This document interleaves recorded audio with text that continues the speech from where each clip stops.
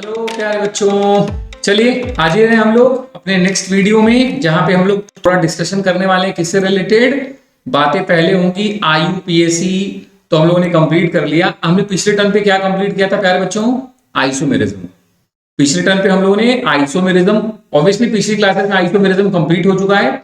Now हम लोग क्या बात कर रहे थे? हम लोगों ने qualitative analysis, quantitative analysis, purification of organic compounds भी पढ़ लिया। और जैसा कि मैंने आपसे प्रॉमिस किया था कि अभी हमने स्ट्रक्चरल आइसोमेरिज्म की प्रैक्टिस शीट प्रॉपर्ली सॉल्व किया था, हमने एक वीडियो बनाया था उसके ऊपर, हम लोगों ने लाइव क्लासेस अटेंड करी थी आप लोगों ने। अभी क्या कर रहे हैं हम? दूसरी जो आइसोमेरिज्म का पार्ट था स्टीरियो आइसोमेरिज्म, हम लोग उसकी वीडियो आज बात करेंगे। उसके मतलब आप समझ लीजिए उसकी प्रैक्टिस शीट पे बात करने वाले हैं, और देन उसके बाद हम जीओसी के पार्ट की तरफ बढ़ेंगे। ठीक, तो प्यारे बच्चों हेलो, मैं कौन? Chemistry teacher Umesh sir. चलिए स्टार्ट करते हैं आज की क्लास। एक लंबी सांस ले लीजिए, ठीक है। चलिए स्टार्ट करते हैं आज की क्लास। प्यारे बच्चों मेरी बात बहुत ध्यान से सुनेंगे आप।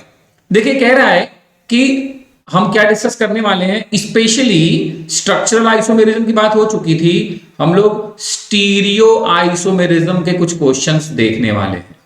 ठीक है, हेलो, ठीक है। उनको थोड़ा सा पढ़ के हम लोग सीधे कहां आ जाएंगे? जीओसी में आ जाएंगे, है ना। तो चलिए स्टार्ट करते हैं।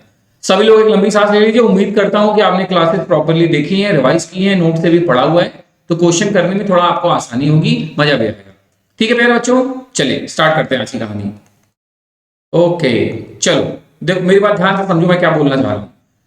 पहला क्वेश्चन कह रहा है assign correct E and Z configuration to the following molecules. कह रहा है आपके पास कुछ मॉलिक्यूल्स हैं 1 2 3 4, बताना इनमें से कौन सा ई है और कौन सा जेड है।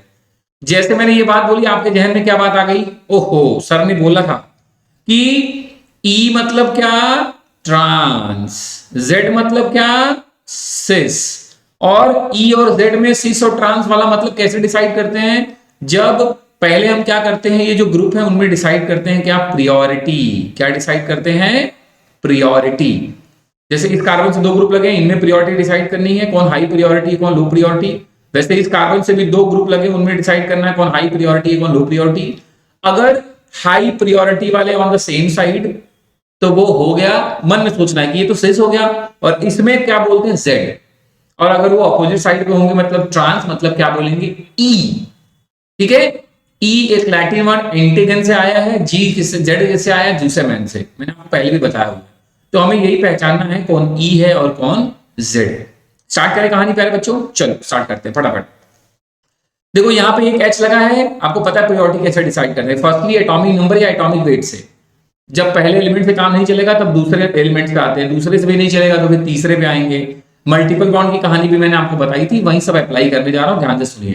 तो इन दोनों में ऑब्वियसली इसका एटॉमिक नंबर 1 है, और इस सी से जुड़ा हुआ डायरेक्ट एटम कौन है? कार्बन। इसका क्या होगा? 6, इसका होगा 1। तो ऑब्वियसली ये क्या हो गया? High priority group. इन दोनों में यहाँ क्लोरीन है जिसका एटॉमिक नंबर होता है 17, यहाँ क्या है? कार्बन जिसका एटॉमिक नंबर होता है ओनली 6। तो प्रियोरिटी ऑर्डर में ये हो गया। अब आप देख सकते हैं आपके स्ट्रक्चर में दोनों जो प्रियोरिटी वाले हैं, हाई प्रियोरिटी वाले हैं, वो ऑन द सेम साइड है ना, 180 एंगल पे नहीं है। तो इसका मतलब ये क्या है? मन में सोचना, अच्छा ये तो हो गया सिस। और ई और जेड में सिस मतलब क्या? सिस मतलब क्या? जेड। मतलब ये कौन सा फॉर्म है? जेड फॉर्म है। ठीक, पक्का। वैसे ही दूसरा मैंने आपके लिए छोड़ा, आप दूसरा आप खुद से ट्राई करिएगा। ठीक है, नीचे सारे आंसर आपको मिलेंगे, है ना। ये बिगिनर बॉक्स 2 से मैंने शुरू किया है, नीचे आपको सारे आंसर मिलेंगे। ठीक, तो पहला मैंने किया, दूसरा आपके लिए छोड़ा, अब तीसरा मैं कर रहा हूं, फोर्थ भी आप इसी बहाने प्रैक्टिस करना। चलो ध्यान से सुनो। कहता है यहां सी से क्या लगा है? सी। अच्छा यहां भी सी लगा है सर, इससे काम नहीं बनेगा। उसके बाद यहां क्या लगा है? ऑक्सीजन। लेकिन यहां पे सी से क्या लगा है? क्लोरीन। आपको लग रहा होगा एच भी तो लगा है, हाँ एच लगा, उसका मैटर नहीं है, लेकिन सी से डायरेक्ट एक एटम और भी जुड़ा है, वो क्या है? क्लोरीन। यहां सी से क्या जुड़ा है? क्लोरीन। यहां सी से क्या जुड़ा है? 2 ऑक्सीजन। चलो डबल बॉन्ड हुआ तो 2 ऑक्सीजन, चलो मान लेता हूं। तब भी उसके बाद वाला जो एटम है किसका एटॉमिक नंबर ज्यादा है? Cl है, इसका ऑक्सीजन। अरे ऑब्वियसली सर, इसका 8 है, इसका 17, तो यही ज्यादा हुआ। तो इसका मतलब इन दोनों में ज्यादा प्रियोरिटी किसकी? दिस, इस वाले भाई साहब की। ठीक, इधर आते हैं सर। यहां सी से डायरेक्ट सी जुड़ा है, यहां भी डायरेक्ट सी जुड़ा है, मतलब पहले एटम से काम नहीं चलेगा। रूल्स आप सब पढ़ चुके हैं, इसीलिए मैं रूल्स नहीं एक्सप्लेन कर रहा हूं, सीधे आ रहा हूं। अब दूसरा एटम देखा हमने, यहां दूसरा एटम कौन सा है? फिर कार्बन है, लेकिन यहाँ ट्रिपल बॉन्ड सी है, और मैंने बोला था कि ये हाइपोथेटिकल कैसे प्रायोरिटी डिसाइड करते हैं। सी ट्रिपल बॉन्ड सी मतलब सी से 3 बार सी जुड़ा है और ऊपर वाले में जबकि सी से एक ही बार सी जुड़ा है, इसका मतलब यहाँ पे ये प्रायोरिटी ऑर्डर में है। तो अब ये कैसे हैं, सेम साइड नहीं है बल्कि 180 एंगल वाले हैं, मतलब ट्रांस मतलब ई और जेड के फॉर्म में क्या है, ई। क्लियर? तो जैसे मैंने ये डिसाइड किया, उम्मीद करता हूं वैसे आप यहां पे डिसाइड कर लोगे। ठीक है, बाकी आंसर नीचे है, आप अपना एक बार आंसर क्लियर करके देख लीजिएगा कि किसका क्या आंसर है। क्लियर है? आगे बढ़ो, आसान है ये तो, ई एन जेड। ठीक, चलिए आगे बढ़ते हैं। कह रहा है calculation of number of geometrical isomers. Obviously आप पढ़ चुके हैं, मैं आपको बता चुका हूं कि अगर डिसिमिलर एंड्स होगा तो फॉर्मूला होगा 2 के पावर n, जहां n का मतलब है स्टीरियो सेंटर। स्टीरियो सेंटर का मतलब अगर मैं ज्योमेट्रिकल में हूं तो जहां डबल बॉन्ड, जिसके अराउंड क्या होना है, रेस्ट्रिक्टेड रोटेशन। जिसके अराउंड क्या होना है प्यारे बच्चों, रेस्ट्रिक्टेड रोटेशन होना है, उसके बारे में बात होगी। ठीक है, चलो बढ़ो आगे, अब ध्यान से सुनना। और कहता है दूसरा पार्ट क्या कह रहा है, मैं स्क्रॉल करके ही इसको डिस्कस करूंगा, डोंट वरी। दूसरा पार्ट कहता है मान लीजिए जो आपका एल्कीन है उसका सिमिलर एंड हो। आपको लग रहा होगा sir dissimilar and, similar and नहीं समझ में आ रहा। मैंने कहा वेट, अभी एग्जांपल दे रहा हूं दोनों के, आपको समझाता हूं, परेशान मत हो। तो मैंने बोला अगर डिसिमिलर एंड होगा तो आप चेक करोगे ना कि रिस्ट्रिक्टेड रोटेशन मतलब डबल बॉन्ड कितनी बार है, जिसके अराउंड जीआई पॉसिबल है, ज्योमेट्रिकल आइसोमेरिज्म। अगर वो 2 हुआ, 4 हुआ, 6 हुआ तो मतलब वो इवन नंबर है। अगर वो 1 हुआ, 3 हुआ, 5 हुआ तो वो मतलब ऑड नंबर है ना। 2 4 6 इवन हो गया, 1 3 5 क्या हो गया, ऑड नंबर। तो कहता है अगर इवन नंबर होगा n, सिमिलर इंड्स में इवन नंबर होगा तो जीआई कैसे निकालते हैं, 2 के पावर n माइनस 1 प्लस 2 के पावर n बाई 2 माइनस 1। और अगर ऑड होगा तो फिर 2 के पावर n माइनस 1 प्लस 2 के पावर n माइनस 1 बाई 2। ये फॉर्मूले हम लोग पहले भी पढ़ चुके हैं, चूंकि यहाँ न्यूमेरिकल था तो मैंने कहा एक क्वेश्चन था तो मैंने कहा आपको एक बार याद दिला दूंगा इसी बहाने। तो आपको फॉर्मूले क्लियर है? अब ध्यान से आइए इस क्वेश्चन को, दो देखिए आप समझ जाएंगे मैं क्या बोलना चाह रहा था। कह रहा है ये पहले देखते हैं सिमिलर एंड है या डिसिमिलर। तो आपने नोटिस किया ये सी डबल बॉन्ड सी, इससे लगा किनारे क्या है, CS3। इस डबल बॉन्ड जो रिस्ट्रिक्टेड रोटेशन वाला ग्रुप है, इस किनारे क्या लगा, CS3।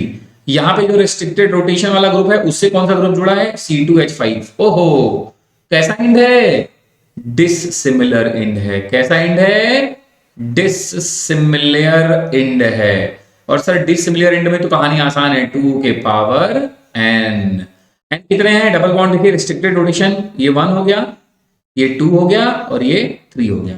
तो 2 के पावर 3 मतलब 8। Right answer is 8। आपसे कोई पूछे इस कंपाउंड के कितने जीआई बनेंगे, कितने ज्योमेट्रिकल आइसोमर्स बनेंगे, तो आपने बोला हो डिसिमिलर एंड से, तो 2 के पावर n, जहां n की वैल्यू क्या है 3, तो 2 के पावर 3 मतलब 8 बनेंगे। ठीक, दूसरे एग्जांपल में नोटिस करिए, ये आपका डबल बॉन्ड सिस्टम है, रिस्ट्रिक्टेड रोटेशन वाला 1 2 3। आपने देखा इस रिस्ट्रिक्टेड रोटेशन के किनारे भी लगा है CS3, यहां भी लगा है CS3, मतलब एंड्स कैसे हैं, सिमिलर। ओहो सिमिलर है, तब तो दो फॉर्मूले काम करते हैं, इवन में अलग है, ऑड में अलग है। यहां कितने हैं, 1 2 3 है सर, मतलब ऑड नंबर है। तो ऑड नंबर में आपने फॉर्मूला क्या पढ़ा था, ऑड नंबर में आपने फॉर्मूला क्या पढ़ा था प्यारे बच्चों, 2 के पावर n माइनस 1 प्लस 2 के पावर n माइनस 1 बाई 2, ये पढ़ा था है ना। अरे देख लो, यही पढ़ा था फॉर्मूला, 2 के पावर n माइनस 1 प्लस 2 के पावर n माइनस 1 बाई 2। तो चलो देख लेते हैं फटाफट, तो कहानी आसानी है। 2 के पावर n क्या है, n आपने देखा ना 3 रिस्ट्रिक्टेड रोटेशन है, ये 1 ये 2 और ये 3, तो n माइनस 1 क्या हो गया 2, तो ये हो गया 2 के पावर 2, तो ये हो गया 2 के पावर 2 प्लस 2 के पावर n क्या 3 माइनस 1 मतलब 2 बाई 2 मतलब 2 के पावर 1, ये हो गया 4 प्लस 2। कितने जीआई पॉसिबल है इस कंपाउंड के, 6 जीआई पॉसिबल है। मजा। अब आप किसी कंपाउंड में जियोमेट्रिकल कितने आइसोमर्स बनाएगा वो भी बता सकते हो, फॉर्मूले आपके सामने हैं, डिसिमिलर एंड्स के भी सिमिलर एंड्स के भी। क्लियर है प्यारे बच्चों, आप आसानी से बता दोगे कि किसमें कितने आइसोमर्स बनेंगे। डिसिमिलर का फॉर्मूला बड़ा आसान था, सिमिलर में एक इवन वाला था एक ऑड वाला था, है ना। एक में क्या था 2 के power n minus 1 plus n minus 2 by 2, है ना, और एक में क्या था n माइनस 1 बाई 2, बाकी पहले सिमिलर ही था। तो उम्मीद करता हूं आप समझ गए होंगे। ठीक है, फॉर्मूला पहले भी पढ़ा था, एक क्वेश्चन भी कर लिया, तो और थोड़ा ज्यादा कॉन्फिडेंस आ गया होगा कि हाँ अब तो निकाल लेंगे। ठीक है, चलिए आते ही बिगिनर बॉक्स, अगर वो पहला 2 था तो ये क्या हो गया आएगा 3। अब नीचे इसलिए बोलता जा रहा हूं कि आपको पता चले कि नीचे आंसर ऑर्डर वाइज है, 2 3 4 5, तो आप वैसे भी देख लोगे, ठीक है। कह रहा which of the following shows geometrical isomerism, कह रहा इनमें से ज्योमेट्रिकल आइसोमेरिज्म कौन शो करेगा। तो प्यारे बच्चों, है ना, मैंने आपको क्या बताया था, आप ध्यान से सुनना। मैंने कहा था ज्योमेट्रिकल आइसोमेरिज्म की कंडीशन क्या थी। मैं पहला क्वेश्चन कर रहा हूं, अगर आपको तीसरा नहीं दिख रहा तो अभी जरूरत भी नहीं देखने की, मैं बात फर्स्ट क्वेश्चन की कर रहा हूं, तो आपका सारा दिमाग फर्स्ट क्वेश्चन पे होना चाहिए। सर आपने बोला था कि ये geometrical isomerism C double bond C में पॉसिबल है, सी डबल बॉन्ड एन में पॉसिबल है, और एन डबल बॉन्ड एन में पॉसिबल है, ठीक। और दूसरी बात क्या है, कह रहा है कि सी डबल बॉन्ड सी में क्या था, दोनों जो ग्रुप लगने चाहिए वो क्या होने चाहिए, डिफरेंट। तब आप डिसाइड करते थे सिस और ट्रांस, ध्यान से सुनना, ठीक। और अगर चारों ही अलग हो सर तो वहां डिसाइड होता था ई और जेड से। सी और एन में और एन डबल बॉन्ड एन में डिसाइड करते थे सर सिन एंड एंटी।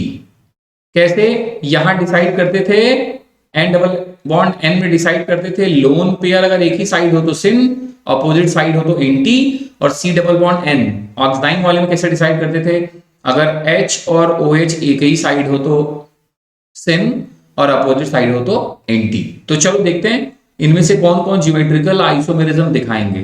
पहले में आते हैं, अच्छा सी और एन के बीच में डबल बॉन्ड है, ठीक है, बहुत बढ़िया। तो इसका मतलब यहां पे डिसाइड करने के लिए एक तरफ एच एक तरफ ओ एच है ना सर, देखो यहाँ ओ एच है, ऐसे देखो मैं इस वाले कार्बन को बता रहा हूं, देखो सी डबल बॉन्ड एन, एक तरफ लोन पेयर एक तरफ ओ एच, यहाँ क्या लगा है इससे, एक तरफ एच और एक तरफ ये पूरा एल्काइल ग्रुप CH3CH2 मतलब C2H5। तो ये मेरे भाई ये तो बड़े आसानी से दिखा सकता है, देखो ये अपोजिट साइड में है तो एंटी, एक ही साइड में हो तो सिन, मतलब पहला दिखाएगा सर, डन। फर्स्ट वाला ज्योमेट्रिकल आइसोमेरिज्म शो करेगा। सेकंड वाले में सर, सेकंड वाले में ये डबल बॉन्ड है सी डबल बॉन्ड एन, चलो एक तरफ लगा हुआ है एक तरफ इसके भाई का लोन पेयर, समझ में आता है। लेकिन यहाँ दोनों क्या हो गए, एच ही हो गए, डिफरेंट नहीं है, एक ही जैसे हो गए ना, तो मतलब ये तो नहीं दिखाएगा, कट। तीसरा आपने नोटिस किया सी डबल बॉन्ड एन, फिर से देखो दोनों CH3 है सर, ये भी नहीं दिखाएगा। फोर्थ में क्या है, सी डबल बॉन्ड एन, एक तरफ OH है, एक एटलीस्ट दोनों अलग अलग तो हैं, है ना। तो कौन कौन दिखा सकता है, दिखा कौन कौन सकता है प्यारे बच्चों, ए और डी। तो ऑप्शन ए और डी जो होगा वही सही होगा, ठीक है, पक्का। अब मैं सारी चीजें पढ़ चुके हैं, हम लोग सिर्फ एक्सप्लेन कर रहा हूं। कह रहा है which of the following shows geometrical isomerism, आपने प्रॉपर IUPAC पढ़ी है, आप सबका स्ट्रक्चर बनाइए, आप क्या करिए, सबका स्ट्रक्चर बना के देखिए कि कहां पे ये कंडीशन अप्लाई होती है। डबल बॉन्ड तो है, देखो लिखा ब्यूटीन, अच्छा डबल बॉन्ड भी है, बस अब डबल बॉन्ड के अराउंड जो कार्बन है वही तुम्हें चेक करने हैं कि उनसे अलग अलग ग्रुप लगे हैं कि नहीं। तो फिर जहां अलग अलग होंगे तो सिस ट्रांस डिसाइड कर लोगे, पता चल जाएगा तुम्हें। सब में ब्यूटीन है तो डबल बॉन्ड तो है, पहली कंडीशन तो है कि रेस्ट्रिक्टेड रोटेशन पॉसिबल है। अब फिर सबका स्ट्रक्चर बना के आप क्रॉस चेक करिए कि कहां पे GI पॉसिबल होगा। क्लियर रहेगा बच्चों, हेलो, उम्मीद करता हूं आसानी से कर लोगे आप। सबका स्ट्रक्चर बना लेना, किसी एक का बना के दिखा दूं, चलो जैसे मैं थर्ड वाले का बनाता हूं। कह रहा है 2,3 डाई मिथाइल ब्यूटइन, ब्यूट अच्छा 1 2 3 4, 2 ब्यूटीन, दूसरे पे डबल बॉन्ड, दूसरे और तीसरे पे मिथाइल, यहाँ क्या लग गया CH3, यहाँ भी क्या लगा है CH3, और इनकी वैलेंसी पूरी करो तो ये भी CH3 तो लिखेंगे। अरे सर ये नहीं बना सकता, देखो ना दोनों ग्रुप ही एक जैसे हैं, यहाँ भी CH3 यहाँ भी CH3, ये नहीं दिखाएगा। अब आपको समझ में आया, जब स्ट्रक्चर बनाएंगे तो आपको दिखेगा कि कहाँ कार्बन से लगे हुए दोनों ग्रुप अलग हैं, है ना, वहां पॉसिबल है कि नहीं है, बस अपने आप सीख जाओगे फटाक से। ठीक है प्यारे बच्चों, उम्मीद करता हूं समझ गए होगे। ठीक, चलो सबके स्ट्रक्चर बना लेना, नीचे आंसर है क्रॉस चेक कर लेना, तब भी नहीं आए तो अभी हम जिंदा हैं से बात करना है, ठीक है। फिर से वही सेम क्वेश्चन कह रहा है, which of the following show geometrical isomerism, ठीक है, मैं आपको बता देता हूं, फर्स्ट भी शो करेगा, सेकंड भी शो करेगा और डी वाला भी शो करेगा। देखो एच सेम साइड है, सिस घुमा दोगे तो ट्रांस, जैसे ये वाला सिस वाला था, ये वाला कौन सा है, ये ट्रांस वाला है, ठीक है। आपको लग रहा होगा सर ये जो हमको लग रहा है कि ये हमारे सिलेबस में नहीं है, हाँ बेटा बोर्ड सिलेबस में ये नहीं था, साइक्लिक कंपाउंड में कैसे ज्योमेट्रिकल आइसोमेरिज्म डिसाइड करें, लेकिन क्वेश्चन है तो मैं आपको एटलीस्ट टचअप तो दे ही दूं, आपको आइडिया तो लग ही जाए, है ना। साइक्लिक कंपाउंड में ज्योमेट्रिकल आइसोमेरिज्म दिखाते हैं, मैंने पढ़ा में बात में बोला है, साइक्लोएल्केन्स, साइक्लोएल्कीन्स, एलीन्स, स्पाइरो कंपाउंड, ये सब भी दिखाते हैं, वो अलग बात है कि तुम्हें नहीं पढ़ने, लेकिन ये क्वेश्चन आ गया तो मैं आपको बता दे रहा हूँ कि यहाँ दिखाएंगे और आसानी से आप सिस्ट्रांस आपको दिख रहा होगा कि हाँ हो जाएगा सिस्ट्रांस। ठीक, चलो ये क्वेश्चन तो अभी हमने सीखा, उम्मीद करता हूँ फटाक से बताओगे। कह रहा है calculate total number of GI in the following compound. ओहो, इंट्स देखते हैं, इधर CH3 है, इधर C6H5, डिसिमिलर है सर, तो 2 के पावर n, n कितना है, ये 1, ये 2, ये 3, 2 के पावर 3 मतलब कितना, 8, राइट आंसर इज 8। ये तो आसान था, देखा ऊपर सीखा था तो मजा ही आ गया आपको फटाक से। ठीक, कह रहा है ये स्ट्रक्चर किसका है, सिस ब्यूट 2इन, या इसको लिखा है इन्होंने सिस 2 ब्यूटीन, और ये किसका स्ट्रक्चर है, ट्रांस 2 ब्यूटीन। आपको क्या लग रहा है, अगर मैं सिस ब्यूटीन को मिरर में देखूं तो ये जो इस साइड आपको ट्रांस ब्यूटीन का स्ट्रक्चर दिख रहा है वो क्या इसका मिरर इमेज है? आपने बोला सर नहीं, मिरर इमेज तो नहीं है। ओके, पहली कंडीशन मिरर इमेज नहीं है। क्या मैं इसको उठा के इसके ऊपर रख दूं तो एक दूसरे को सुपर इंपोज कर लेंगे? आपने बोला सर कोई चांस ही नहीं है। और आपस में कैसे हैं, नॉन सुपर इंपोजेबल। क्या है, नॉन सुपर इंपोजेबल। ओहो, अब समझ में आया सर आप क्या बताना चाह रहे थे। ऑप्टिकल आइसोमेरिज्म में ये पॉइंट हमने पढ़ा है कि ऐसे जो एक दूसरे के मिरर इमेज हों और नॉन सुपर इंपोजिबल हों उनको बोलते थे इनेंशियोमर, और ऐसे जो एक दूसरे के मिरर इमेज भी ना हो और नॉन सुपर इंपोजिबल भी हों उनको क्या बोलते थे प्यारे बच्चों, डाइस्टीरियोमर्स। तो सिस 2 ब्यूटीन एंड ट्रांस 2 ब्यूटीन आपस में क्या है, डाइस्टीरियोमर्स। ठीक है, मतलब इन शॉर्ट अगर मैं कहूं तो मोस्ट ऑफ द टाइम जो सिस और ट्रांसफॉर्म होंगे कंपाउंड के वो आपस में क्या होंगे, डाइस्टीरियोमर्स। क्या होंगे, डाइस्टीरियोमर्स। ठीक, वेरी गुड। अब कुछ क्वेश्चंस ऑप्टिकल आइसोमेरिज्म से, आपने पढ़ा तो है ही वैसे भी। कह रहा है ये फर्स्ट कंपाउंड है और ये सेकंड। एग्जांपल नंबर 1 में ये कह रहा है ये कंपाउंड ये है, एक कंपाउंड ये है। पहले चेक करिए, क्या आप जब इसको मिरर में देखोगे इस कंपाउंड को तो आपको ऐसा दिखेगा? तो आपका जवाब आया नहीं सर, मिरर में देखिए ना दोनों OH इस साइड थे, तो अगर ये वाला स्ट्रक्चर इसी का मिरर इमेज होता तो दोनों OH इस साइड आ जाते, और जबकि ऐसा नहीं है। तो क्लियर हो गया ये आपस में क्या है, मिरर इमेज नहीं है। ध्यान से सुनो, प्रैक्टिस इसलिए करवा रहा हूं मेरे लाल की तुम्हें कुछ कॉन्फिडेंस आए, मामला बढ़े थोड़ा सीरियसली, है ना। अगर मैं 2 प्रैक्टिस कराऊं तो तुम एक तो कम से कम खुद से करोगे तभी तो मजा आएगा, तभी तो कॉन्फिडेंस आएगा यार। मेरी नाक तुम लोग के हाथ, ठीक है। देखो मिरर इमेज नहीं है, क्या मैं इसको उठा के इसको ऊपर रख दूं तो सुपर इंपोज होगा? नहीं सर, मतलब ये क्या है, नॉन सुपर इंपोजिबल भी है। क्या है, नॉन सुपर इंपोजिबल भी है। दोनों पॉइंट ऐड करते हैं, मिरर इमेज भी नहीं है, नॉन सुपर इंपोजिबल भी है। मतलब सुपर इंपोज नहीं हो रहा, कैसा है, नॉन सुपर इंपोजिबल। ऐसे को क्या बोलते हैं, अभी तो पढ़ा, डाइस्टीरियोमर्स। क्या बोलते हैं प्यारे बच्चों, डाइस्टीरियोमर्स। ठीक, बाकी ये 4 कंपाउंड में आते हैं। चलो बेटो कम ऑन, कह रहा 1 2 3 4 आपके सामने है। ठीक, चलिए पहले 1 और 2 के बारे में बात करते हैं। इन्होंने कहा फर्स्ट एंड सेकंड इनेंशियोमर है। अच्छा, इनेंशियोमर है तो इसका मतलब ये आपस में क्या होंगे, मिरर इमेज। चेक करते हैं क्या ये आपस में मिरर इमेज है। आपने बोला सर अगर मैं इसको मिरर में देखूंगी या देखूंगा तो हाँ ठीक है सर, हमें यही मिलेगा। मतलब एक दूसरे के मिरर इमेज हैं, लेकिन अगर मैं इसको उठा के इसके ऊपर रखूं एज इट इज तो सुपर इंपोज नहीं होगा। मतलब mirror image but non super imposable. तो सही है सर, 1 और 2 इनेंशियोमर है, एकदम परफेक्ट। दूसरा कह रहा है 1 और 3 आर डाइस्टीरियोमर्स। चेक करते हैं, डाइस्टीरियोमर्स तुरंत दिमाग में चलना चाहिए। इसका मतलब मिरर इमेज भी नहीं है और नॉन सुपर इंपोजिबल भी है, मतलब एक दूसरे पे इंपोज भी नहीं होंगे। तो इसको अगर मिरर में हम देखें तो क्या ऐसा दिखेगा? ओह एकदम नहीं सर, दोनों Cl इस साइड है, राइट हैंड साइड, तो वहां पे मिरर में लेफ्ट हैंड साइड दोनों Cl दिखना चाहिए था। तो क्या है, first and third mirror image भी नहीं है और सुपर इंपोजेबल भी नहीं है। मतलब सही लिखा है सर, ये डाइस्टीरियोमर्स होंगे। करेक्ट, क्लियर है, दिमाग चल रहा है। कह रहा है 2 और 3 इसको मिरर में दिखोगे तो ऐसा दिखेगा? अरे नहीं सर, दोनों एच इधर है, दोनों एच इधर आना चाहिए था, नहीं दिखेगा सर। मतलब ये भी मिरर इमेज नहीं है और ऑब्वियसली नॉन सुपर इंपोजिबल, एक दूसरे पे इंपोज भी नहीं होंगे, है ना। तो ये भी क्या है आपस में, डाइस्टीरियोमर्स। हाँ सर, ये भी करेक्ट। 3 और 4 कह रहा है इनेंशियोमर है। चेक करते हैं, इनेंशियोमर है, ओहो मतलब मिरर इमेज होंगे और नॉन सुपर इंपोजिबल होंगे। इसको मिरर में अगर मैं देखूं तो ऐसा ही दिखेगा, हाँ Cl Cl, हाँ सर H H, ठीक है सर, ये एक दूसरे के मिरर इमेज हैं। और अगर मैं इसको उठा के इसके ऊपर रखूंगा तो सुपर इंपोज भी नहीं करेगा। दैट मींस क्लियर, 3rd और 4th आर इनेंशियोमर, एकदम करेक्ट। 2 और 4th, 2 वाला और 4th वाला क्लियरली दिख रहा है मिरर इमेज नहीं है एक दूसरे के। क्या है, एक दूसरे के मिरर इमेजेस नहीं है, तो ऑब्वियसली सुपर इंपोज भी नहीं होंगे। तो 2 और 4th क्या है, डाइस्टीरियोमर्स, करेक्ट। ठीक, लास्ट क्या कह रहा है, 1 और 4th आर डाइस्टीरियोमर्स। 1 को देखो, फोर्थ को देखो, क्या एक दूसरे के मिरर इमेज हैं? No sir. क्या एक दूसरे पे सुपर इम्पोज होंगे? Never sir. तो क्लियर है ये आपस में क्या होंगे? डाइस्टीरियोमर्स।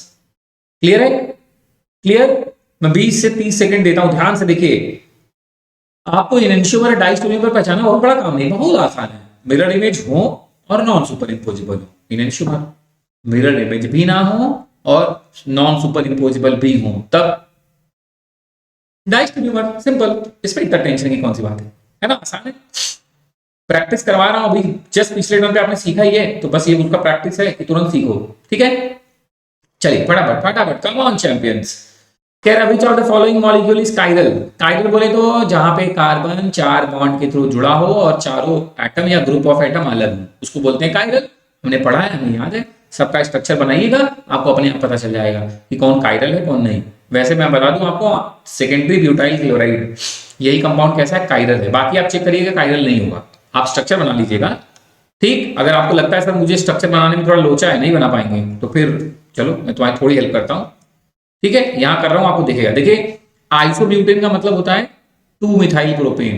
ये देखिए 1 2 3 4, यहां मैंने लगा दिया CH3। चलो, इसमें कोई कायरल कार्बन है? चेक करो, तुम्हें अभी पता चल जाएगा। कायरल कार्बन मतलब 4 बॉन्ड बना के बैठा हो और चारों अलग अलग हो। सर इसमें कोई नहीं है, देखो ना। एक इस वाले में तो एक तो इतना पूरा ग्रुप है इथाइल, 2 तो मिथाइल मिथाइल है ना यार, ये नहीं है सर। ऐसे नियोपेंटेन में क्या होगा? नियोपेंटेन में CH2 CH3, ये CH3, ये CH3, ये CH3, यहाँ तो तीनों एक जैसे हो गए। सर यहाँ भी नहीं होगा।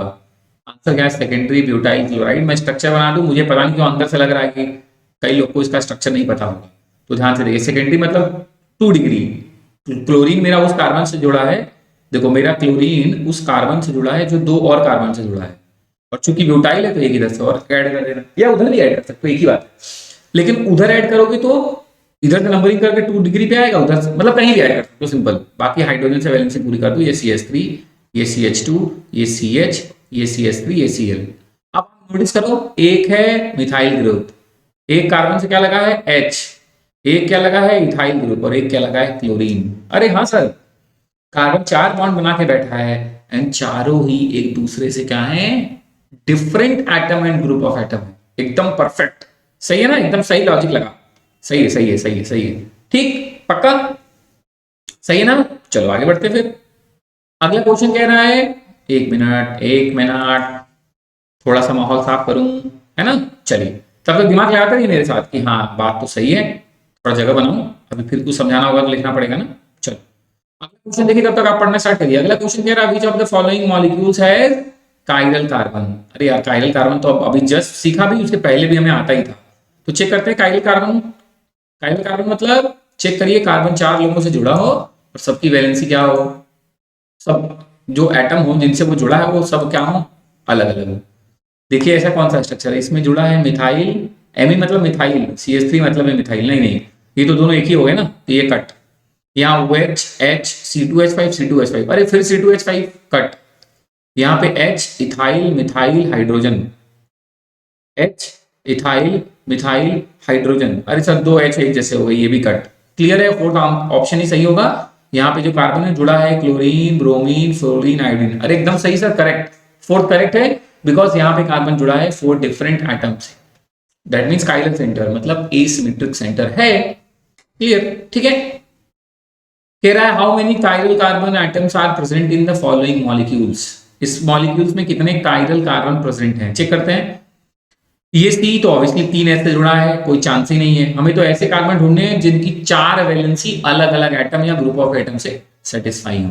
इस कार्बन के बारे में बात करते हैं। एक तो CH3 से जुड़ा है, एक H से जुड़ा है, एक Cl से जुड़ा है, और एक पूरा N से जुड़ा है। सर एक काइरल कार्बन, काइरल कार्बन को हम क्या बना के दिखा देते हैं? स्टार। तो ये तो सही है। चलो दूसरे की तरफ आते हैं। सर ये वाले कार्बन के लिए चेक करते हैं। ये कार्बन एक तो इस पूरे से जुड़ा है, दूसरा इस पूरे से जुड़ा है, दोनों अलग अलग है, ध्यान रखिएगा। ये पूरा और ये पूरा अलग है। तीसरा ये जुड़ा है C2H5 से, और चौथा जुड़ा है H से। सर ये भी कायरल हुआ। आप नोटिस करिए, इसकी चारों वैलेंसी अलग अलग एटम या ग्रुप ऑफ एटम से सेटिस्फाई है। ये भी कायरल सेंटर है सर। इस वाले कार्बन की तरफ बात करते हैं। एक तो ये जुड़ा है इन से पूरे से, एक। दूसरा ये जुड़ा है H से, तीसरा जुड़ा है CH3 से, चौथा भी जुड़ा है CH3 से। No no no no no no, इसकी दो वैलेंसियां एक ही एटम या ग्रुप ऑफ एटम से सेटिस्फाई हो रही है, मतलब ये कायरल कार्बन नहीं है। तो क्लियर हो गया, इस कंपाउंड में कितने कायरल कार्बन चैंपियंस? दो। राइट आंसर क्या है? 2 कायरल कार्बन। ठीक। फिर कह रहा है ऑप्टिकल आइसोमेरिज्म कैलकुलेट करने का, ये भी हम लोगों ने पढ़ ही लिया था फॉर्मूला। एक बार फिर से आपको एक बार फॉर्मूला देख लीजिए, फिर मैं क्वेश्चंस करता हूं एक दो, तुम और अच्छा समझ जाओगे। देखो क्या कह रहा है, कह रहा है अगर कंपाउंड्स हैव डिसिमिलर एंड्स तो ऑप्टिकली एक्टिव कैलकुलेट करने का फॉर्मूला है 2 के पावर n। इसमें मीजो कोई नहीं होगा और टोटल इन दोनों को जोड़ दो, मतलब 2 के पावर n प्लस 0, मतलब 2 के पावर n ही क्या होंगे? Total number of stereo isomers. अब कह रहा है अगर कंपाउंड्स हैव सिमिलर एंड्स, और पहला कह रहा है इवन कायरल सेंटर है, कितने इवन, वही ज्योमेट्रिकल वाली कंडीशन चल रही है। तो टोटल देखो क्या है, तुम्हें लगेगा अरे ये तो वही फॉर्मूला है, 2 के पावर n माइनस 1 प्लस 2 के पावर n बाई 2 माइनस 1, ये टोटल है, मतलब a प्लस m। ऊपर देखो तो इसका मतलब ये वाले क्या है ऑप्टिकली एक्टिव, ये वाले क्या है मीजो। देखो इनको अलग अलग यहाँ लिखा हुआ है, ये फॉर्मूला आपको लर्न है सिंपल, तो मतलब इनडायरेक्टली तुम्हें याद है। तीसरा क्या है, इसमें थोड़ा ट्विस्ट ध्यान रखिए, कह रहा है अगर ऑड नंबर होगा, है ना, सिमिलर एंड होगा, ऑड कायरल सेंटर होंगे, तो ऑप्टिकली एक्टिव निकालने का फॉर्मूला क्या है? जो वहां सीखा था वही वाला फॉर्मूला, इस बार ऑप्टिकली एक्टिव का, टोटल का नहीं। ऑप्टिकली एक्टिव क्या है? 2 के पावर n माइनस 1 प्लस नहीं, देखो लिखा है माइनस, ध्यान रखना, माइनस 2 के पावर n माइनस 1 बाई 2। मीजो क्या है? लास्ट वाला हिस्सा, 2 के पावर n माइनस 1 बाई 2। तो टोटल क्या है, जब इनको जोड़ोगे तो ये और ये कट जाएंगे, सिर्फ आंसर बचेगा 2 के पावर n माइनस 1। ठीक, पक्का पढ़ा हुआ फॉर्मूला है प्यारे बच्चों, आपने वहां पढ़ा है। बस मैं एक बार आपको इसलिए याद दिला रहा हूँ प्रैक्टिस शीट में, कि अगर हम तुरंत क्वेश्चन करने जा रहे हैं तो मैं कहूँ कॉपी पलट तो नहीं, अच्छा भी नहीं लगेगा। तुरंत आपके सामने फटाक से आप उसका एग्जाम्पल देख लोगे। ठीक है, चलो मैं एग्जाम्पल दे रहा हूँ, उसके पहले एक चीज देख लो। एक कंपाउंड ये है, एक कंपाउंड ये, उसने आपसे पूछा बताइए इसमें कौन सा ऑप्टिकल आइसोमेरिज्म शो करे। तो ऑप्टिकल आइसोमेरिज्म के लिए हमें क्या ढूंढना है? Chiral centre. क्या ढूंढना है? कायरल सेंटर ढूंढना है। तो देखते हैं इसमें कोई कायरल सेंटर है कि नहीं, है ना। कह रहा है ये कार्बन एक तरफ जुड़ा है मिथाइल, एक तरफ जुड़ा है H, बाकी जो जुड़ा है देखो एक जैसे हैं। अगर मैं इधर देखूं तो CH2 इधर से भी देखूं तो CH2 नो कायरल सेंटर, मतलब ये ऑप्टिकल आइसोमेरिज्म शो नहीं करेगा। यहां बात करें कायरल सेंटर की, तो चलो इसी कार्बन को देखते हैं। ये C जो है एक तरफ जुड़ा है Cl से, देखो एक तरफ जुड़ा है CH3 से, एक तरफ जो जुड़ा है वो देखो डबल बॉन्डेड वाला मॉलिक्यूल से, और एक तरफ जुड़ा है सिंगल बॉन्डेड वाले मॉलिक्यूल से। तो ऑब्वियसली मतलब ये दोनों अलग अलग ग्रुप से जुड़े हुए हैं, तो इसका मतलब यहाँ कायरल सेंटर है, दैट मीन्स ये ऑप्टिकल आइसोमेरिज्म शो करेगा। ठीक, तो कुछ ही बेसिक बातें तो हैं जो हम ढूंढ रहे हैं बार बार। फंडा एकदम क्लियर रखना है अपने दिमाग में, कोई भी क्वेश्चन आ जाए क्या फर्क पड़ता है, फंडा क्लियर है, आप अप्लाई कर लेना, आंसर मिल जाएगा तुम्हें। ठीक, अब जैसा कि मैंने तुमसे प्रॉमिस किया था, दो क्वेश्चन हम लोग कर लेते हैं फटाक से ऑप्टिकल आइसोमेरिज्म। ये जो कंपाउंड है CH3C, फिर C, फिर COOH, यहाँ लगा देता हूँ OH, यहाँ लगा देता हूँ CH2, ये CH, 2 हाइड्रोक्सी क्या है? 2 हाइड्रोक्सी ब्यूटेन ओइक एसिड, है ना। मैं कह रहा हूं चलो इसमें चेक करते हैं कितने ऑप्टिकल आइसोमर्स बनेंगे। तो ऑप्टिकल आइसोमर्स के लिए पहले चेक करते हैं इंड्स कैसा है, सिमिलर या डिसिमिलर। तो पहले ये तो चेक करो इसमें कोई कायरल कार्बन है कि नहीं, क्योंकि तभी तो कंपाउंड ऑप्टिकल आइसोमरिज्म दिखाएगा। तो आपने बोला ये कार्बन कायरल, तो सवाल ही नहीं उठा, 3H से जुड़ा है, यहाँ भी 2H है, नहीं। इसमें चेक करते हैं, एक तरफ इथाइल लगा है, एक तरफ H लगा है, एक तरफ COOH लगा है, एक तरफ OH, हाँ सर इसमें कायरल कार्बन है। अब चेक करते हैं एंड्स कैसे हैं। तो आपने बोला सर एंड्स एक तरफ COOH है, एक तरफ CH3, डिसिमिलर एंड है सर। कैसा एंड है? डिसिमिलर। तो डिसिमिलर एंड के केस में कैसे निकालते हैं ऑप्टिकल आइसोमर्स? की पावर n, जहां n का मतलब क्या है? Chiral centre. कितने कायरल सेंटर? 1। तो 2 के पावर 1 मतलब 2। क्लियर हो गया, इस कंपाउंड में दो ही फॉर्म बनेंगे, एक D एक L, कोई मीजो नहीं बनेगा। इसलिए टोटल मैंने आपको आइसोमर जो बनाए वो कितने बनाए? सिर्फ 2। ठीक है, क्लियर रहेगा ये। दूसरा एग्जांपल देखिए, ध्यान समझिए, कुछ बड़ी बात नहीं बता रहा हूं, आसान बात है। मैंने लिखा C, यहां लिखा COOH, फिर C, फिर COOH, यहां लिखा H, यहां लिखा Br, यहां लिखा H, यहां लिखा Br। मैंने आपसे कहा इस कंपाउंड में मुझे बताइए प्यारे बच्चों कि कितने ऑप्टिकल आइसोमर्स या टोटल स्टीरियो आइसोमर्स कितने बनेंगे। आपने बोला सबसे पहला काम तो सर हम चेक करें कि क्या इसमें काइरल सेंटर है कि नहीं। तो इस कार्बन की चारों वैलेंसी देखो, एक तो COOH से, एक Br से, एक H से और एक इस पूरे ग्रुप से, मतलब ये काइरल सेंटर है। वैसे इस कार्बन को चेक करिए फिर से, एक Br, एक H, एक COOH, एक पूरा ये, मतलब ये भी काइरल सेंटर है। इसमें कितने काइरल सेंटर हो गए? 2। कितने काइरल सेंटर हो गए? 2। एंड्स देखे, एंड्स सिमिलर एंड्स। एंड्स कैसे हैं? सिमिलर। और काइरल सेंटर कितने हैं? इवन। तो बस अब आपको फॉर्मूला पता होना चाहिए कि कितने टोटल स्टेरियो आइसोमर्स बनेंगे। फॉर्मूला क्या है? 2 के पावर n-1 प्लस 2 के पावर n बाई 2 -1, है ना? यही था। उसमें से ये वाला ऑप्टिकली एक्टिव और ये वाला मीजोफॉर्म। ठीक, चलो चेक करते हैं। हमें ये क्लियर है कि n क्या है? 2, तो 2 के पावर 2 -1 मतलब 2 ही रह गया, प्लस 2 के पावर n बाई 2 -1, n क्या है? 2, 2 बाई 2 मतलब 1, 1 -1 मतलब 0, 2 के पावर 0 मतलब 1, 2 के पावर 0 मतलब 1, तो टोटल आइसोमर 3। स्क्रॉल कर देता हूँ, स्क्रॉल कर देता हूँ। टोटल आइसोमर कितने? 3। ऑप्टिकली एक्टिव कितने? 2। मीजो कंपाउंड कितने? 1। अब आया कॉन्फिडेंस जबरदस्त वाला कि हाँ सर क्लियर हो गया। अब मैं आपको कोई भी कंपाउंड दूंगा, आप बड़े आसानी से उसके आइसोमर्स कैलकुलेट करके मुझे आंसर कर सकते हैं, कोई दिक्कत नहीं होगी आपको। ठीक है, कोई दिक्कत नहीं, पक्का बढ़ू आगे। चलिए आगे बढ़ता हूं। अगला कह रहा है calculate total number of optical isomers in the following compound. आपने बोला, खुशी के मारे आपके अंदर से आवाज आई, ओहो पहले चेक करते हैं काइरल सेंटर है कि नहीं। इसमें काइरल सेंटर एक CH3, एक OH, एक H, एक पूरा ये, हाँ है काइरल सेंटर। इसमें एक CH3, एक OH, एक H और एक पूरा ये, सर 2 काइरल सेंटर। और इंड्स कैसे हैं? सिमिलर। इंड्स कैसे हैं? सिमिलर। काइरल सेंटर कितने हैं? 2, मतलब इवन। फॉर्मूला कौन सा लगेगा? इसके पहले जो लगाया था, कौन सा? 2 के पावर n-1 प्लस 2 के पावर n बाई 2 -1। n की वैल्यू 2 ही है, मतलब इसके पहले जो फॉर्मूला यूज किया था, मतलब यहां भी टोटल कितने होंगे? 3। और इसके पहले भी तो n की वैल्यू 2 ही थी, तो यही सेम फॉर्मूला लगा के निकाला था ऊपर वाले क्वेश्चन में। तो मैं फिर से वही, आप भी पुट करके देख लो, आंसर 3 ही आएगा, है ना? 2 ऑप्टिकली एक्टिव, एक कौन सा? मीजोफॉर्म। टोटल कितने? 3। ठीक है, मतलब करेक्ट आंसर क्या हो गया? ये। ठीक है बच्चों, अगला कह रहा है calculate total number of optical isomers in the following compound. ओहो, फिर से वही काम। तो पहले क्या ढूंढना है? Chiral centre. क्या ढूंढना है प्यारे बच्चों? Chiral centre. चलो इस कार्बन को पकड़ते हैं। ये कार्बन एक CH3 से जुड़ा है, एक OH से जुड़ा है, एक H से जुड़ जाएगा ऊपर और एक इस पूरे से, मतलब ये काइरल सेंटर है।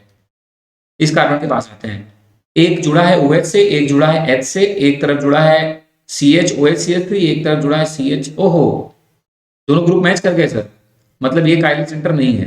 तीसरे के पास आते हैं, एक तरफ CH3, एक तरफ H, एक तरफ OH, एक तरफ ये पूरा हिस्सा। हाँ, पर इसमें सिर्फ 2 ही काइरल सेंटर हैं। और इंड्स कैसे हैं? इंड्स कैसे हैं? सिमिलर। फिर से वही similar end, even number of वो, और n की वैल्यू 2, मतलब फिर से कितने आइसोमर बनेंगे? 3।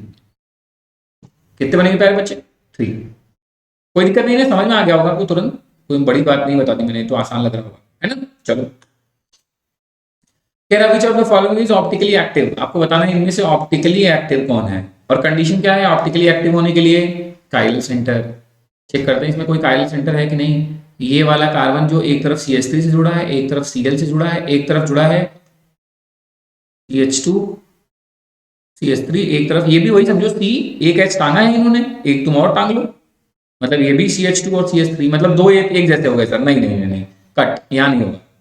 इसमें आते हैं, इसमें तो और भी चांस नहीं है, है ना? यहाँ भी H होंगे, तो सर यहाँ तो सभी मैच कर गए, यहाँ भी चांस नहीं है। काइरल सेंटर ढूंढना है सर, यहाँ पे कोई चांस है क्या? यहाँ C एक तरफ लगा है, CH3 एक तरफ लगा है, Cl, यहाँ क्या लगा है? Single bond, single bond. और फिर सर ये तो अलग लग रहा है सर, ये क्या है? ये तो अलग है सर, मतलब यहाँ तो अलग ग्रुप लगा था CH2 CH3, यहाँ CH2 डबल बॉन्ड है ना, तो हो मतलब ये अलग है सर। यहीं पे लग रहा है कि ये ऑप्टिकली एक्टिव है। फोर्थ वाला भी देख लेते हैं। ये कार्बन इधर ऐसे लगा हुआ है, ये दोनों सिमिलर है, मिथाइल है और खाली मतलब भी CH3 मतलब मिथाइल। अरे सर यहाँ तो सब एक जैसे हैं, मतलब ये भी ऑप्टिकल आइसोमेरिज्म नहीं दिखाएगा। The right answer is third one. ठीक है, कह रहा which of the following is not optically active. आपको बताना इसमें से ऑप्टिकली एक्टिव नहीं कौन है ना। आपको लगा अरे sir optically active optical isomerism sir ये डबल बॉन्ड वाले में, तो मैं आपको छोटी सी इंफॉर्मेशन देता हूं, मतलब आपको लगेगा ये मेरे सिलेबस में नहीं है, हाँ एकदम नहीं, लेकिन ये क्वेश्चन आपके सामने आया है तो उसको सॉल्व करने के लिए आपके पास एक लाइन मेरी सुन लेनी है। सुन लीजिए, कौन सा एक्स्ट्रा जाके आपको बिगाड़ देगा, है ना, कुछ अच्छा मिल रहा है तो कोई दिक्कत ही नहीं है। देखिए, जब कॉन्जुगेटिव डबल बॉन्ड होता है उन कंपाउंड्स को हम बोलते हैं एलीन्स। क्या बोलते हैं? एलीन्स, है ना, क्या बोलते हैं? एलीन्स। तो एलीन्स में जहां पे कॉन्जुगेटिव डबल बॉन्ड्स होते हैं, जो किनारे वाले डबल बॉन्ड्स है ना, हमें क्या चेक करना, बस उनसे जो जुड़े एटम है वो डिफरेंट हो, तो वो वाला कंपाउंड ऑप्टिकल आइसोमेरिज्म दिखा देता है। कायरल सेंटर इसमें नहीं है, लेकिन अगर किनारे वाला जो है डबल बॉन्डेड कार्बन, अगर उससे जुड़े एटम अलग अलग तो वो क्या करेगा? ऑप्टिकल आइसोमेरिज्म शो करेगा। बस हमें वही देखो, एक लाइन में काम हो गया। अब ढूंढो कहां नहीं है। देखो यहाँ इस कार्बन से जुड़ा एक H है, एक CH3, ये अलग है। यहाँ भी एक H है, एक CH3, ये दिखाएगा सर। यहाँ ClBr है, यहाँ भी ClBr है, अलग अलग है सर, ये भी दिखाएगा। यहाँ मिथाइल इथाइल है, यहाँ क्लोरीन ब्रोमीन, ये भी दिखाएगा सर। यहाँ लास्ट वाले से देखो दोनों H ही जुड़े हैं, ये नहीं दिखाएगा सर। अभी आपने बोला ना दोनों कार्बन जो है लास्ट वाले उनसे लगे हुए एटम क्या होने चाहिए? अलग होने चाहिए। क्लियर हो गया? Right answer second. Right answer क्या है? सेकेंड बात। ठीक, यही ऑप्टिकली एक्टिव नहीं है। क्लियर है बच्चों? देखिए एक लाइन की बात थी, फालतू अपने दिमाग में रखना पड़ता कि हमको ये नहीं पढ़ा, हमने ये पढ़ा ही नहीं, ऐसे क्वेश्चन कैसे होंगे। सिंपल, टेंशन मत लो। कह रहा which of the following has S configuration. क्या है? S configuration. चलिए, अब आपके उसमें आर और एस का फंडा तो था नहीं, है ना, कि कौन आर है कौन एस है। तो ऐसे करते हैं, आपको CIP स्कीम तो पता ही है, CIP रूल जो आपने E और Z में पढ़ा था, है ना, उसमें वही रूल लगा कि यहाँ पे हम जो D और L करते हैं ऑप्टिकल आइसोमेरिज्म में, वहां पे R एंड S टाइप की भी नेमिंग होती है। किसकी नेमिंग होती है? R and S type naming.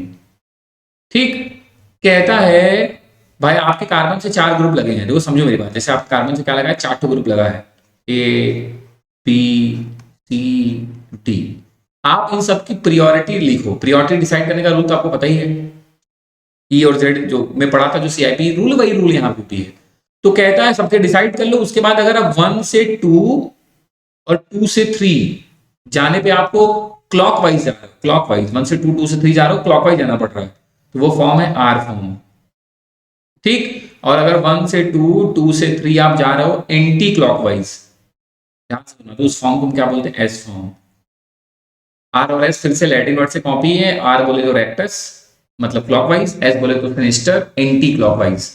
ठीक, पक्का? एक छोटी सी बात बता रहा हूं, दिमाग में आए तो ठीक, नहीं आए तो समझ लेना कि सर एक इस क्वेश्चन में कुछ बता रहे थे, मेरे पास ऑप्शन है, मैं सुनूं या ना सुनूं, है ना। सुन लेंगे तो नुकसान तो होना नहीं, लेकिन ऑप्शन है तुम्हारे पास। अगर तुम बोर्ड ओरिएंटेड ही क्लास अटेंड करने बैठे हो तो कोई बात नहीं, आप इसको छोड़ देना, ये बोर्ड में तो नहीं आना, CBSE बोर्ड में तो एकदम नहीं आना। हाँ, आप ISC बोर्ड के हो तो यहाँ क्वेश्चन या स्कूल में आपने R और S नेमिंग के बारे में जरूर सुना होगा।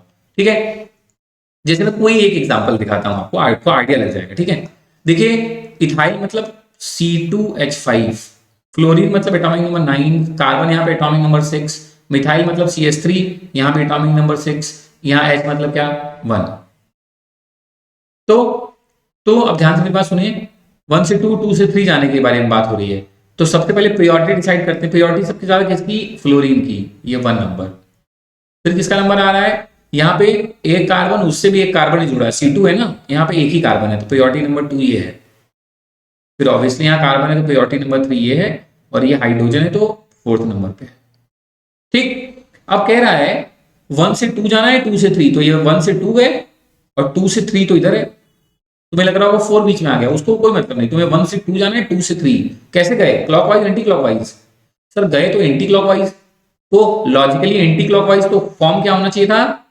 S form. क्या होना चाहिए? S form. लेकिन एक कहानी में ट्विस्ट है, कहता है ये तभी होगा, जो आप कैलकुलेट कर रहे हो वो तभी आप ट्रूली आंसर बताओगे जब तुम्हारा 4th नंबर वाला ग्रुप वर्टिकल पोजीशन पे हो, इस पोजीशन पे वर्टिकल पोजीशन पे होगा तब, चाहे यहां हो चाहे यहां प्रेजेंट हो। तो जो तुम्हारा आंसर आया वो तुम बताओगे। लेकिन अगर तुम्हारा फोर्थ नंबर वाला लोवेस्ट प्रियोरिटी वाला जो एटम है हॉरिजेंटल पे है, तो जो तुम्हारा आंसर आ रहा है उसको इन्वर्ट कर देना, उल्टा कर देना। जैसे तुमने बोला एंटी क्लॉकवाइज कौन सा फॉर्म, एस फॉर्म, लेकिन तुम्हारा एच कहाँ है, हॉरिजेंटल, तो इसका मतलब ये कौन सा फॉर्म है, आर फॉर्म। ठीक, हॉरिजेंटल हो तो बदल देना, अगर वर्टिकल पे हो तो जो तुम निकाल रहे हो क्लॉकवाइज एंटी क्लॉकवाइज वो एकदम करेक्ट आएगा। लेकिन अगर वो पोजीशन हॉरिजेंटल पे आ जाए तो जो भी तुम्हारा आंसर है उसको इन्वर्ट कर देना, करेक्ट आंसर तक पहुंच जाओ। ठीक है, एक बार आप ट्राई कर लेना, और एक और बता दूंगा तुम्हारी इच्छा हो तो। चलो ये वाला कर लेते हैं, है ना, या यही वाला कर लेते हैं। ठीक है, देखो ये CH3, ये H, ये CH2, CH3, ये F। ऑब्वियसली F का एटॉमिक नंबर 9 सबसे ज्यादा, ये प्रियोरिटी नंबर 1। फिर यहाँ C से H लगा है, यहाँ C से फिर एक C लगा है। अरे ये तो पहले ही वाला कंपाउंड जैसा लग रहा है ना। तो ये 1 हो गया, ये 2 हो गया, और ये वाला हो गया 3, और ये वाला क्या हो गया 4। 1 से 2, 2 से 3, ये देखो 1 से 2, 2 से 3 जाने के लिए हम फिर से जा रहे हैं एंटी क्लॉकवाइज। लेकिन जो मेरा फोर्थ नंबर वाला है वो वर्टिकल पे नहीं है, हॉरिजेंटल पे है, तो एंटी क्लॉकवाइज लॉजिकली होना चाहिए था S, लेकिन क्योंकि मेरा H फोर्थ नंबर पे हॉरिजेंटल उस पे हॉरिजेंटल पोजीशन पे है, तो हमने आंसर बदल दिया। ये भी कौन सा फॉर्म है, R फॉर्म। ठीक, 2 एग्जांपल कर दिया, बाकी 2 तो कर ही सकते हो, है ना। तुम्हें लग रहा होगा सर ये तो 3 डायमेंशनल स्ट्रक्चर है, देखिए ये है डैश, ये है वेज, इसमें कैसे डिसाइड करें। तो देखो मैं बताता हूँ सिंपल। देखो ये डैश क्या है, मैंने आपको फिशर मॉडल में थोड़ा सा बताया था। हमने डैश मतलब आप ऑब्जर्वर हो, आप अपनी स्क्रीन पे देख रहे हो, तो जो आपकी तरफ आए वो क्या है, वेज, जो डार्क लाइन से रिप्रेजेंट है। जो आपसे अवे अवे जा रहा हो ऑब्जर्वर से, वो क्या है, डैश। इसका मतलब ये तो क्लियर है कि ये दोनों एक ही एक्सिस पे होंगे, चाहे चाहे हॉरिजॉन्टल पे कर लो चाहे वर्टिकल पे, एक ही जैसे। भाई एक पीछे की तरफ जा रहा है, एक आगे की तरफ, तो ये तो क्लियर है ना कि वो एक ही एक्सिस पे होंगे, चाहे हॉरिजॉन्टल हो चाहे वर्टिकल हो। ठीक, और बाकी जो दोनों है उनको जैसे होंगे वैसे अरेंज कर देना। तो कहता है जैसे मान लो मैं इस स्ट्रक्चर को देख रहा हूं, तो तुम सोच के देखो डैश वाला जो तुम्हारा है वो कौन सा साइड में है, लेफ्ट साइड में है। तुम देख रहे हो, तुमको उसमें भी दिख रहा है कौन सा साइड में, लेफ्ट। तो फट से उठाना C, और लेफ्ट साइड में क्या लिख देना, डैश वाला CH3। तो ऑब्वियसली वेज वाला कहां होगा, एक सेकंड,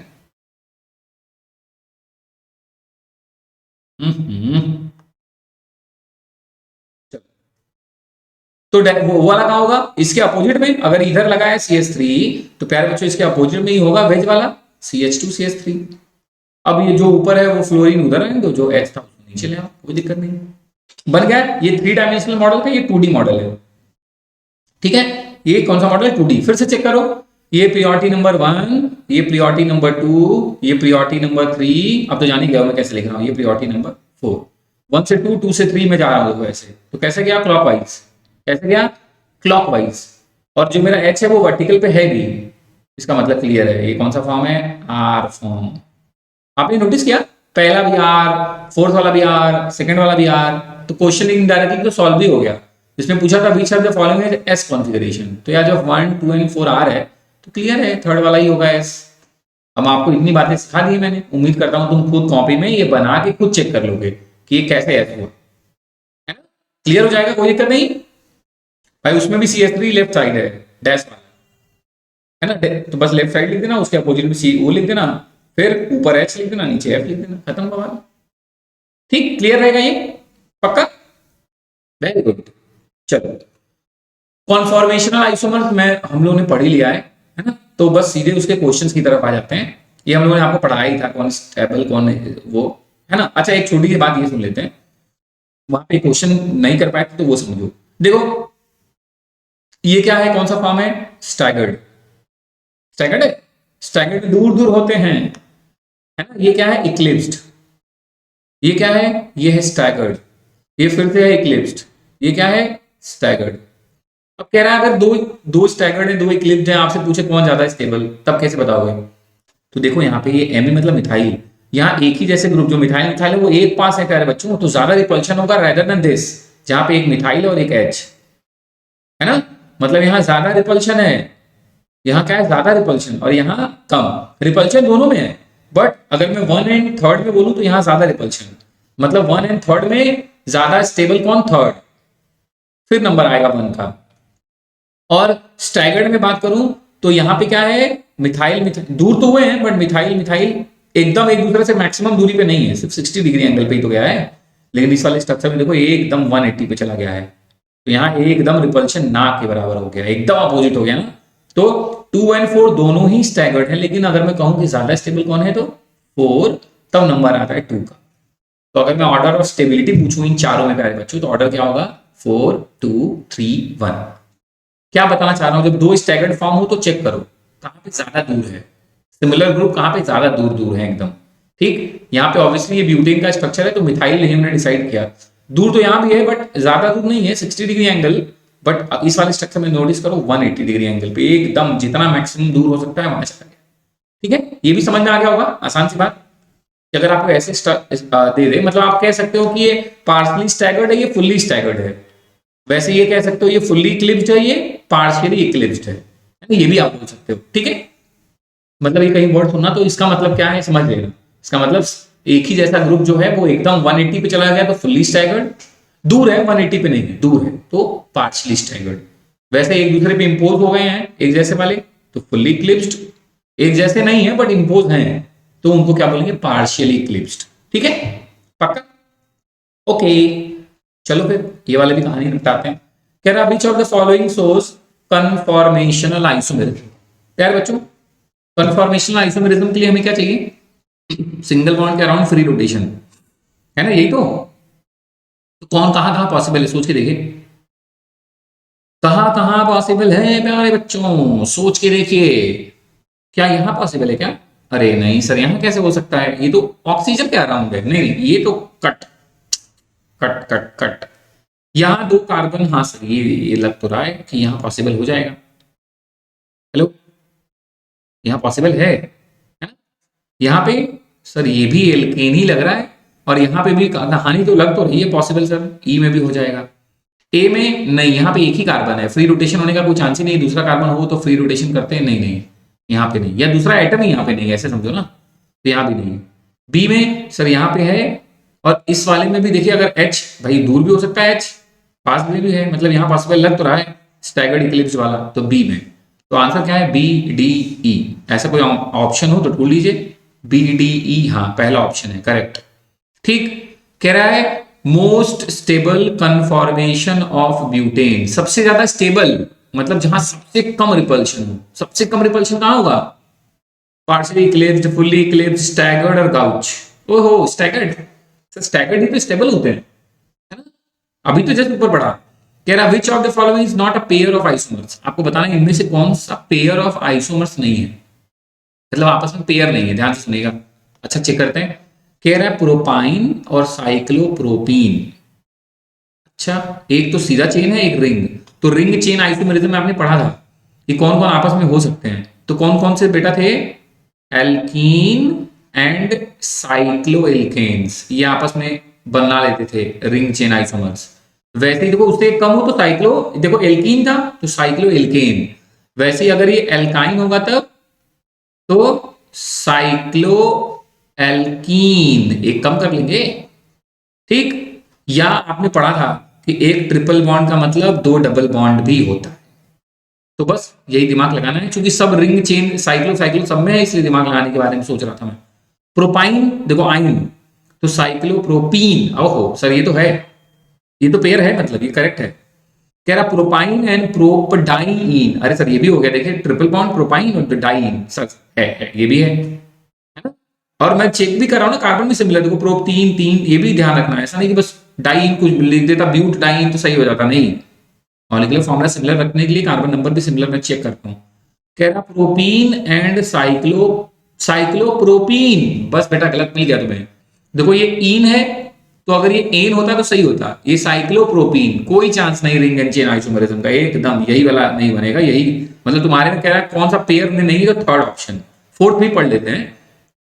कह रहा प्रोपेनॉल मतलब alcohol, and methoxy ethane, methoxy alkoxy alkane मतलब ईथर, अरे सर एल्कोहल एंड ईथर आपस में क्या होते हैं, फंक्शनल आइसोमर, मतलब ये भी पेयर सही है, ये भी पेयर क्या है प्यारे बच्चों, सही है। ओहो, तो राइट आंसर क्या है थर्ड, यही आपस में करेक्ट पेयर में नहीं। ठीक है, कह रहा what is the dihedral angle in staggered form of ethane, ethane की स्टैगर्ड फॉर्म में डाइहाइड्रल एंगल क्या है, तो मैंने बोला था जब 0 डिग्री पे होता है ध्यान से सुनना, 0 पे है तो क्या था, इक्लिप्स्ड। ठीक, फिर 60 पे चला गया तो 60 पे चला गया तो क्या हो गया, स्टैगर्ड। फिर 60 के बाद आगे पे जाओ 120 पे, फिर से इक्लिप्स्ड। 120 के बाद 180 पे चला गया, स्टैगर्ड।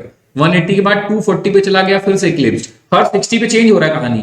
240 के बाद 300 पे चला गया तो इक्लिप्स्ड। 360 पे चला गया तो पूरा घूम गया, देखो तो इक्लिप्स्ड। तो इक्लिप्स्ड कौन कौन से बॉन्ड एंगल पे पॉसिबल है, कौन कौन से डाइहेड्रल एंगल पे पॉसिबल है, 0 पे, 120 पे, 240 पे, 360 पे। मैंने बकायदे इस पीपीटी में ये बात समझाई है। ठीक है, अगर आपने अपने नोट्स पे बनाया भी होगा साथ में पढ़ते हुए तो आपको याद होगा, नहीं तो चलो मैंने रिवाइज कर ही दिया। हर 60 पे चेंज हो रहा, 0 इक्लिप्स्ड, 60 60 हो गया स्टैगर्ड, फिर और 60 गया, कितना हो गया 120, फिर इक्लिप्स्ड, फिर 60 और जोड़ दो 180 स्टैगर्ड, फिर 60 240 इक्लिप्स्ड, फिर 60 ऐड कर दो 300 स्टैगर्ड, फिर 360 मतलब पूरा ही घूम गया, बस हो गया सारी बातें, सारे एंगल। और एक सर्कल में कितना 360 से ज्यादा वैसे भी नहीं बनना। तो स्टैगर्ड पूछ रहा है, staggered form of methane, staggered इसमें से कौन सा पॉसिबल है, 60 180 300। तो इसमें तुम्हारा आंसर क्या है, क्लियर। यार बच्चों क्लियर, आंसर चेक कर लीजिए, सारे आंसर नीचे हैं। अब बकायदे अच्छे से बैठ के खुद भी एक बार सॉल्व करिएगा, मैंने तो एक्सप्लेन कर ही दिया, तुम भी एक बार देख लेना। अच्छा है मैंने सॉल्व कर दिया, तो अब तुम जल्दी जल्दी निपटा सकते हो। फटाफट देखते हो कि हाँ इसका आंसर ये, इसका आंसर ये, इसका आंसर ये। सारे चुनिंदा क्वेश्चन थे। उम्मीद करता हूं कि आपको सुन के पढ़ के मजा तो आया ही होगा। ठीक है, हेलो, क्लियर हुआ ये बात। अच्छा, आपने कहा ठीक है सर, अच्छा रिवीजन किया हम लोगों ने आज। इन शॉर्ट हम लोगों ने स्टीरियो आइसोमेरिज्म पूरा का पूरा रिवाइज किया। रिवाइज करने का मतलब जब क्वेश्चन करते हैं तो पुराने कॉन्सेप्ट भी तो आते हैं, तो बोल बोल के कह कह के मैं आपको रिवाइज करवा रहा हूं। तो एटलीस्ट आपने पूरे ही कॉन्सेप्ट को क्या कर लिया, एक तरीके से रिवाइज कर लिया और क्वेश्चन के थ्रू प्रैक्टिस भी कर लिया। अब जो आगे की कहानी है वो आती है बच्चों, वो आएगी सबसे पहले हम क्या पढ़ेंगे, मैं एक छोटा सा हिंट देता हूं, आप समझ जाइएगा। देखिए, कोई मान लो कोई ऑर्गेनिक रिएक्शन होती है, तो उसमें पहले क्या लिखा होता है, सबस्ट्रेट। ठीक, उस सबस्ट्रेट पे हम कुछ अटैक कराते हैं, उसको हम बोलते हैं अटैकिंग रिएजेंट। और ये अटैकिंग रिएजेंट जब उस पर कराते हैं तो फाइनली चेंज होता है किसमें, प्रोडक्ट में। लेकिन ये प्रोडक्ट में चेंज होने से पहले एक जगह होके गुजरता है, उसको हम बोलते हैं रिएक्शन इंटरमीडिएट। क्या बोलते हैं, रिएक्शन इंटरमीडिएट।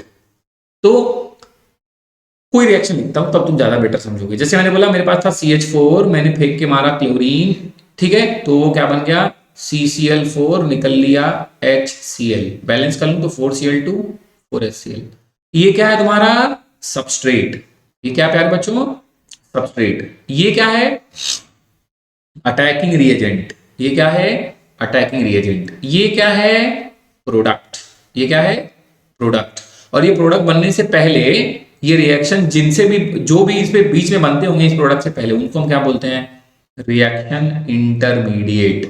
जैसे अगर आपको थोड़ा याद हो, या चलो याद ही नहीं होगा, मैं बोलूंगा फ्री रेडिकल तो आपको लगेगा ये कहां जा गया, तो छोड़ो। तो हमें क्या करना, इस पार्ट में सबस्ट्रेट के बारे में बात करनी, क्या क्या हो सकता है, अटैकिंग रिएजेंट के बारे में बात करनी है, ये क्या क्या हो सकते हैं, रिएक्शन इंटरमीडिएट्स के बारे में बात करनी है, ये क्या क्या हो सकते हैं या इनसे मिलके क्या बनता है। ठीक, और अब जब हम क्लोरीन का अटैक करेंगे तो इस मीथेन से इलेक्ट्रॉन अपनी तरफ खींचेंगे या उसको इलेक्ट्रॉन देंगे, मतलब इलेक्ट्रॉनिक डिस्प्लेसमेंट भी हमें पढ़ना है। क्या पढ़ना है, इलेक्ट्रॉनिक डिस्प्लेसमेंट भी हमें पढ़ना है। मतलब सोच के देखिए, हमें इस वाले पार्ट में क्या पढ़ना है, हमें बात करनी थोड़ी सबस्ट्रेट के बारे में, ठीक है। फिर हमें बात करनी है अटैकिंग रिएजेंट के बारे में, फिर हमें बात करनी है रिएक्शन इंटरमीडिएट्स के बारे में, फिर हमें बात करनी है इलेक्ट्रॉनिक डिस्प्लेसमेंट के बारे में। और दूसरी बात, जैसे मैंने बोला CH4 में जब हम Cl2 का अटैक कराए तो ये बना CCl4, तो इसका मतलब C और H के बीच का बॉन्ड टूटा होगा, फिर C और Cl के बीच में नया बॉन्ड बना होगा। तो हमें शुरुआत करनी किससे, फिजन ऑफ कोवेलेंट बॉन्ड से। किससे शुरुआत करनी है प्यारे बच्चों, फिजन ऑफ कोवेलेंट बॉन्ड से शुरुआत करनी है अपने अगले लेक्चर में। सबस्ट्रेट, अटैकिंग रिएजेंट, प्रोडक्ट, ये पढ़ना है और उसके बाद हमें कहानी वहीं से शुरू करनी है कि फिजन ऑफ कोवेलेंट बॉन्ड कैसे है, क्या होगा। फिर वहीं पे तुम्हें सब मिलेगा, reaction intermediate, attacking reagent, electronic displacement, सब कुछ। है ना। आप अपनी बुक उठा के देखते हो तो आपको लगता है अरे बड़ा जल्दी खत्म हो गया। तो इसलिए सीबीएसई वाले एनसीईआरटी में बहुत समराइज फॉर्म में दिया है, छोड़े में, है ना। आईएससी अपनी बुक उठाएगा तो उसको लगेगा ठीक है बहुत दिया है, पढ़ें क्या। यहाँ समस्या है कि तुरंत पढ़ लेंगे, वहां समस्या बहुत है कि क्या पढ़ें, मैं तो आपको बताऊंगा।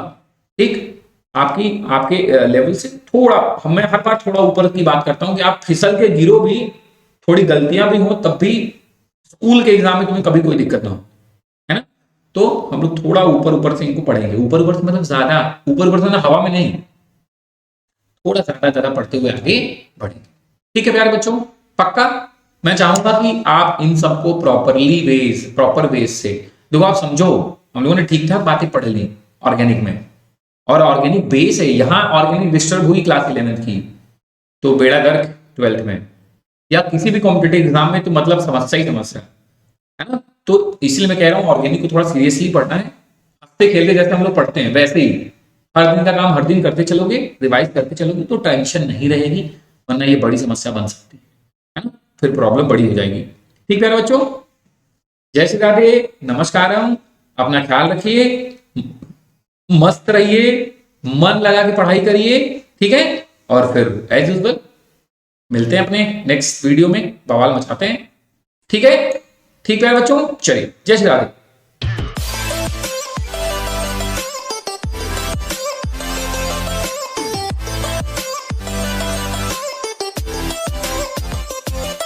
हाँ सर।